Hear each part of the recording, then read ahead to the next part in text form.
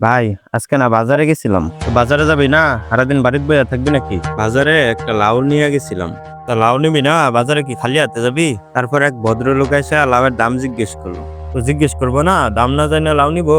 আমি বললাম 100 টাকা। ঠিকই তো আছে, কত বড় লাউ তুই 100 টাকা চাবি না? ভদ্রলোক আমার 50 টাকা বললো। ঠিকই তো কইছে, ছোট একটা লাউ 100 টাকা দাম চা। তারপর ওই লোকের বললাম, বাপের বয়সে জীবনে লাউ খাইছেন? ঠিকই তো কইছস, বাপের বয়সে লাউ খেলে তো লাউয়ের দাম জানতোই। তারপর একটা পুলিশ আসলো। আসবো না? ভদ্রলোকের তুমি বাপ নিয়ে কথা কইছো, আসবো না? পুলিশের লাউয়ের দাম জিজ্ঞেস করলো। ঠিকই তো আছে, পুলিশ দেখে কি মাংনা লাউ নিয়ে যাবো? আমি লাউয়ের দাম বললাম 100 টাকা। ঠিকই কইছস, লাউয়ের দাম যে রমি তো কবি। পুলিশ বললো 50 টাকা। কইবো না? পুলিশ বলে কি লাউয়ের দাম জানে না?